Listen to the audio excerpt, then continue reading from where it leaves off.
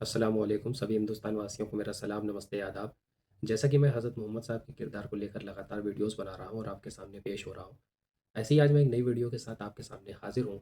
आज मैं यहूदियों के साथ हुए एग्रीमेंट्स और वार्स को कंटिन्यू करूँगा और इसमें आज मैं जो पहला वार हुआ यहूदी और हज़रत मोहम्मद साहब के बीच में, उसको डिस्कस करूँगा। इसको गज़वाए कैनुका कहते हैं, जंग कैनुका या बैटल ऑफ कैनुका या एक्साइल ऑफ कैनुका कहते हैं। ये जंग सन 2 हिजरी 15 शव्वाल 10th month of Islamic calendar और सेकेंड ईयर में ये जंग हुई हज़रत मोहम्मद साहब और यहूदियों के बीच में। अब चूँकि ये जंग बदर और जंग उहद के दरमियान हुई, जंग बदर और जंग उहद के बीच में हुई। अब जंग बदर की जीत के बाद यहूदियों को अंदेशा हुआ, टेंशन हुई कि हज़रत मोहम्मद साहब और उनके फॉलोअर्स मजबूत हो रहे हैं। इसलिए यही वजह थी इस जंग की।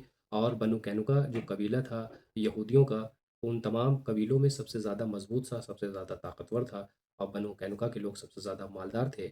इसलिए पहली जंग बनु कैनुका से हुई। यहूदियों के तमाम कबाइल, मतलब तमाम ट्राइब्स में जो सबसे पहला कबीला था वो बनु कैनुका था, जिसने हज़रत मोहम्मद साहब और यहूदियों के बीच हुए एग्रीमेंट्स मुआहदे को तोड़ा था। अब चूंकि हज़रत मोहम्मद साहब जब मक्का से माइग्रेट करके मदीना आए थे, जब हिजरत करके मदीना आए थे, तो यहूदियों से आपका कुछ एग्रीमेंट्स हुए थे, कुछ मुआहदे हुए थे।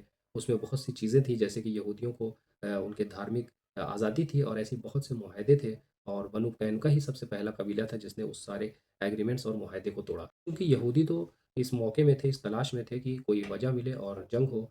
और उसकी एक बहुत बड़ी वजह बनी, एक इंसिडेंट हुआ।